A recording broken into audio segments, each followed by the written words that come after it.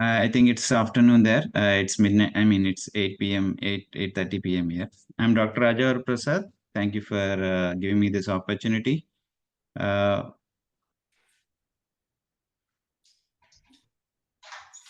so I'm sharing my screen. Hope this is visible. Uh, my talk is on integral simulations and models to analyze wireless link of autonomous UAVs. Uh, Basically, what is my focus is the wireless aspects of autonomous drones. Why autonomous drones? Let's see a little motivation why I'm trying to share my knowledge or experiences in this area. So we know now the drones, autonomous drones, are now in a used in a different category, not just for photography, not just for fancy applications. Drones, autonomous drones, are now used in precision agriculture. Other than that, we now the very recent applications shows that drones can be used for smart transportation. So if I show some glimpses of applications on the right hand side, drones are planned to deliver basically some goods like 1 kg, 2 kg, or whatever. I believe the Amazon is very much planning on these kind of aspects. Drones for medical related deliveries, and the other aspect is drones for passengers, basically air taxis. So these applications are in research from last maybe 10, 15 years, and some of the companies have already find their way to build a prototype, and basically they are very much close for deployment or field trials in most of the countries.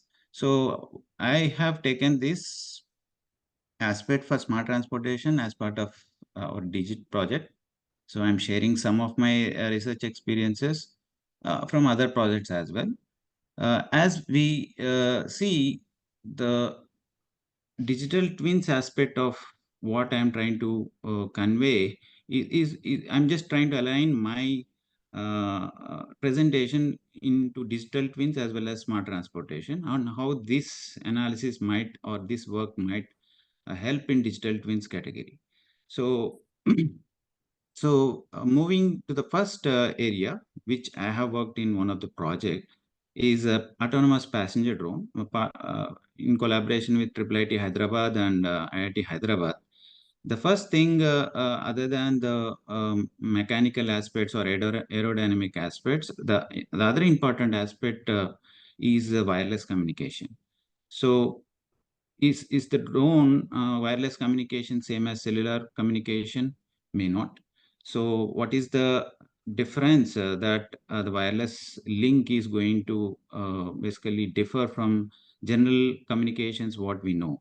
So I started contributing to this project in terms of wireless link analysis. But as you know, in at least in the countries like India, it is very difficult to get approvals to run experimentations directly in urban scenarios. So what we started as an initial initial analysis is simulation. Then um, is this simulation a real-time simulation? Do we have basically such simulations to run directly in a 3D environment and get the wireless link analysis directly? May not be. To my best of my knowledge, we don't have just that kind of simulators where the drone can run in different terrains directly and get the wireless link analysis. So the topic of today's discussion from my side is basically how do we analyze this wireless link from a drone to ground station, or one drone to ground station, or multiple drones to ground station? What kind of differences we may have in the wireless? So here uh, there are different types of, again, the data rates for different applications. As you know, the control and payload applications may not be high data rate intensive, but if you see the applications where we have video streaming for drones, for some reason the person who is controlling the drone is in the base station and the drone is not fully autonomous. So here you need a high data rate link from base station to the drone, And there are people who are also using computer vision on the streaming data and trying to get some more value addition to the navigation and other aspects of the drone. So we need a resilient communication framework, because what we're talking is not just a drone of 4 kg, 5 kg. Just for information, a passenger drone we supposed to carry 70 kg payload may weigh around 300 kgs, close to 300 kgs if it's a fully EV based drone, quadrotor based drone. So that's the design we arrived at in IIT Hyderabad. So it's very important to have wireless communication and resilient wireless communication. And the analysis is also very much required in that sense. Basically, whether the link is stable or what is the data rate I can support in terms of live video streaming, whether it is SD quality or HD quality, all that aspects to be analyzed in a more elaborated fashion. So we started as a part of project these integral simulations of wireless communications for drones, especially. So as I said, the experimentation aspect of drones, at least in urban scenarios, is very challenging, because you have to get a lot of approvals. You have to get basically it's not very easy to collect readings or meter readings from different points of the urban location. It's very challenging. So the first step we thought is, let's replicate that scenario in a 3D environment in a computer, and basically do that for different terrains, different aspects, and then get basically data or the data required for wireless link analysis. So if you see here, this is just a small block diagram on the top, which is that, okay, I have a 3D simulator, and basically I'm running a drone as if it is running in a urban scenario. And then I want to basically put the waypoints in the urban scenario, and then I use the data to basically get what are the obstacles, what is the multipath fading that is possible, and what kind of shadowing might occur. All this basically to be run in a standard wireless propagation simulators. Because uh, if I take this example in the slide, what we used is a kind of a gazebo simulator, a 3D simulator, or somebody can use a Unity for that matter. So a Unity can generate a 3D environment where your drone can navigate, and you can create a 3D environment to replicating your own city or your own area of interest, and run the simulation. But the Unity cannot give the wireless analysis. So what is basically done in this part of the work is, basically I create a 3D environment, but I run drone in 3D environment, but I take the data out and try to give it to a wireless analysis tool, so that this analysis is basically happening for different scenarios. Because we found that the simulation environments now, what we have, even in most of the cases, are not very dynamic simulations. You have to basically want to change the terrain, you want to basically change anything, you have to do a lot of modifications. So the first initial step, what we did to basically analyze these kind of scenarios, is an integral simulation where a 3D navigation is happening in one environment, and basically that information is taken to another simulation environment. Let's say you can, I mean, in our case, we used MATLAB, or we can use a FICO. We used even FICO WinProp simulation models. So this is what we did. But in this, what is the benefit we are getting? We can change different parameters. Let's say I want to see what is the effect of height of antennas. Let's say at 60 meters, like shown in this, at 10 meters, at 30 meters, and what is the different stories of buildings, or how they can affect wireless link, whether I can transmit a high quality video and still get a on the other side on the drone. All these scenarios we can easily simulate. So that's the idea. We started this work. As you can see, this is one example urban terrain we have taken into a gazebo simulator. Of course, later we used another Unity simulation software as well for 3D environment. So just to give you the reference, the FICO simulator will give the aspects of wireless links as shown in the here in this slide. The FICO only gives you what are the wireless link aspects of, right, what is the path losses and other outages and other aspects of the link quality. So these are some glimpses, what I would say is of what we did. And as I said, many people are trying to use drone for different applications. One example I want to take in this context is, let's say, Indian Navy, for one of the project proposals. I happen to be part of the review committee where they are trying to get a heavy logistic payload drone, because in military applications, as you know, there are places in borders and places where you cannot send a truck to deliver the goods. The Indian military is planning to basically deliver through drones, where a 50 kg payload can be delivered through a drone more reliably than a truck. So there, the communication, as you know, is it's not an urban scenario, it's not a vegetation scenario, or it's a kind of a mountain terrain. It may be a mountain with snow, and there are a lot of factors, right? So how can we simulate this? How we cannot go and collect the data there? It's very difficult, and we cannot, even if we can only may take one or two scenarios. But how can you increase the data such that we can have a better modeling in future for this kind of wireless link analysis?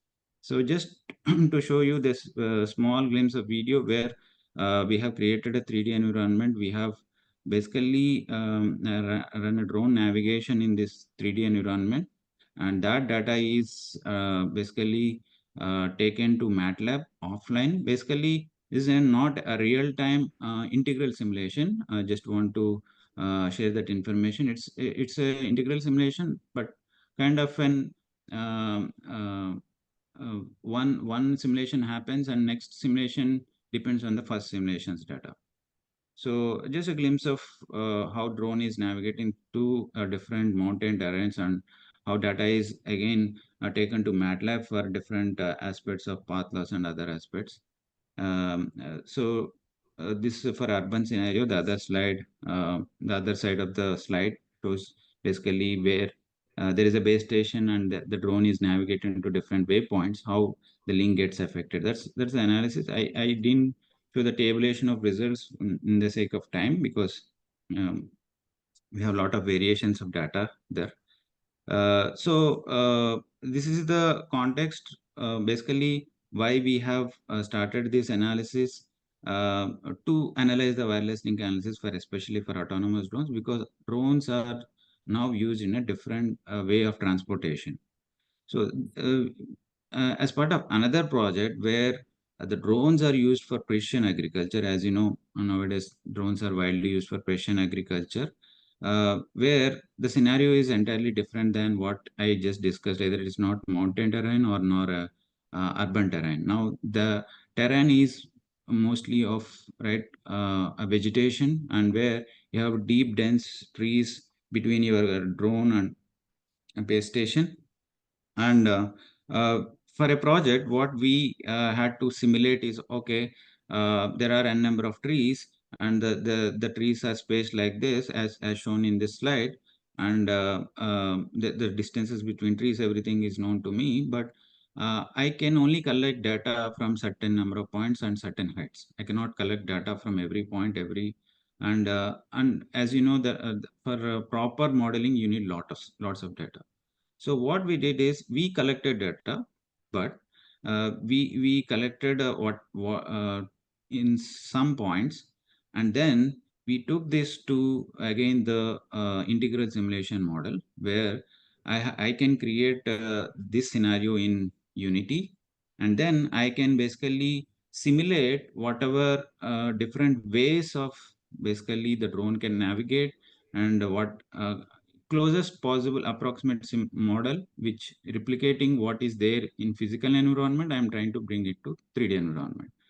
So now I know because I am creating the simulation, I know the object, where are the objects, what is the I mean, I can label the object, whether it is a tree, or what is the typical size of the tree, what is the attenuation it can create, and all that factors I know. So I can now run this simulation for different types of scenarios, generate more data, and I can maybe do a better modeling is the idea.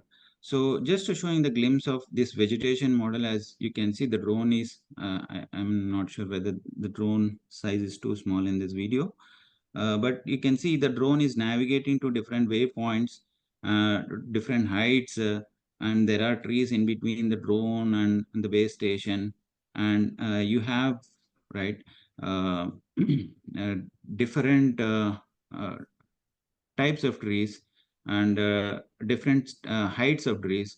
So the scenario is, basically it's not just a uniform trees and uniform simulation. So this is one point I want to say. And now this trajectory of drone and the signal strength, whether the signal strength is where the signal strength is really low, all that can be analyzed in a MATLAB, is analyzed in MATLAB environment.